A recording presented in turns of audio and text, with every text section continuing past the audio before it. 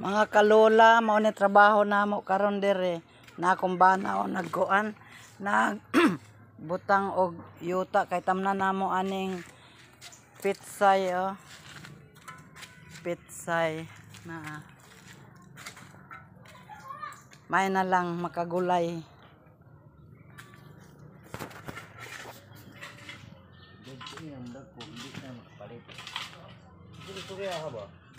No, nagpalas siya kay iyang isulod sa tamnanan og pitsay.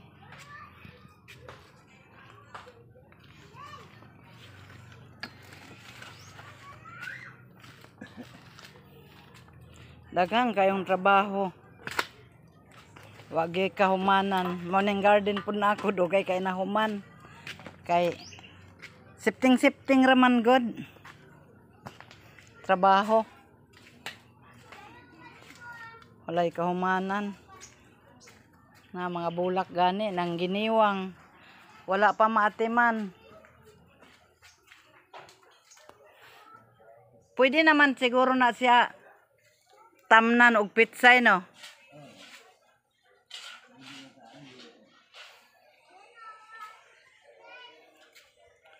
Na siya. Karon kay Domingo man, pahuway man gud siya. Kumbana nagpahuway. Mo nang nakalugar siya og butang aning mga yuta. Kay di ba ko kaagwanta kay tiguang na gud ko. Nako kaagwanta aning kapoy sa trabaho. Siya nga. Lagi guys, kay para nga di na tayo makapalit og gulay og malagko ni siya guys. Tudahay po. Para nga makakaunta. Mga kalola mao na siya maghago gid na siya kay Domingo man ron bis kay rest day. Walay rest kay tungod aning trabaho nga grabe gud ka daghan trabaho. Walay rest ay.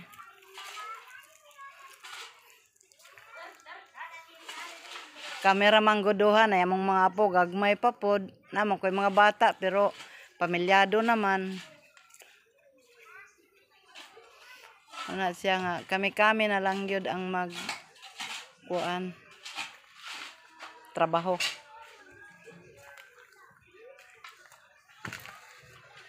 Bese pug ko dito sa akong tindahan daghang ko gid lihok mo nang tuwa pug ko dito nag-repack.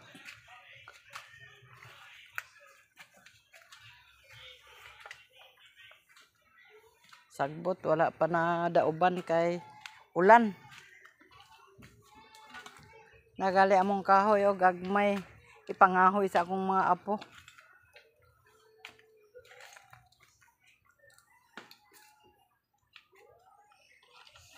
Yan ato na tamnon hapon guys, pitsay guys kay karon malawas man kay init man.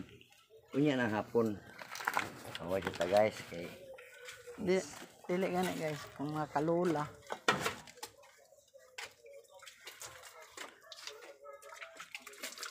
Siya guys, gikapoy na daw siya. Mo relaksa daw siya kadiyot. Relax ta guys gamay. Mga kalula diha mga kalulo. Mobalik ra siya unya na pong mga kuan magpaniod to. Panting paniod to. Na siya guys, pahuway sa mi guys.